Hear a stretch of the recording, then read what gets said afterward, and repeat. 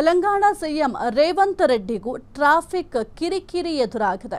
Bengaluru traffic ಅಂದ್ರೆ ಈಗ ಎಲ್ಲರೂ ಕೂಡ ಬೆಚ್ಚಿ ಬೀಳ್ತಾ ಇದ್ದಾರೆ.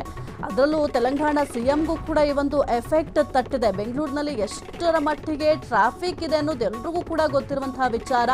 ಈ ಒಂದು ಟ್ರಾಫಿಕ್ ನೋಡಿ ರೇವಂತ್ ರೆಡ್ಡಿ ಅವರ ಬೆಚ್ಚಿ ಬಿದ್ದಿದ್ದಾರೆ. ಬೆಂಗಳೂರು ಟ್ರಾಫಿಕ್ ಜಾಮ್ಗೆ ಹೆಸರುವಾಸಿಯಾಗಿದೆ. ಆದರೆ ನಮ್ಮ ಹೈದರಾಬಾದ್ನಲ್ಲಿ ಇಂಥ ಪರಿಸ್ಥಿತಿ ಇಲ್ಲ ಅಂತ ಹೇಳಿದ್ದಾರೆ. ಹೈದರಾಬಾದ್ನಲ್ಲಿ ತೆಲಂಗಾಣ ಸಿಎಂ ರೇವಂತ್ ರೆಡ್ಡಿ ಅವರು ಈ ಒಂದು ಸ್ಟೇಟ್ಮೆಂಟ್ ಅನ್ನ ಕೊಟ್ಟಿದ್ದಾರೆ. ಐಟಿ ಸಿಟಿ ಖ್ಯಾತಿಯ ಬೆಂಗಳೂರು ಪರಿಸ್ಥಿತಿ ನೋಡಿ ಯಾವ ರೀತಿ ಇದೆ ಅಂತ.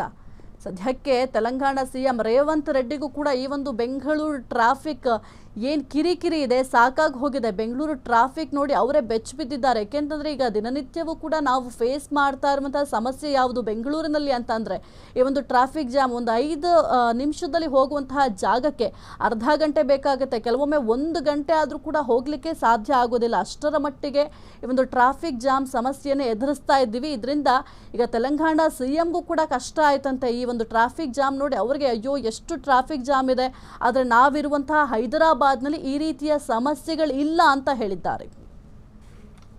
ಕ್ಷಣ ಕ್ಷಣದ ಸುದ್ದಿಗಳಿಗಾಗಿ ಫ್ರೀಡಂ ಟಿವಿ ಸಬ್ಸ್ಕ್ರೈಬ್ ಮಾಡಿ, ಲೈಕ್ ಮಾಡಿ ಹಾಗೂ ಫಾಲೋ ಮಾಡಿ.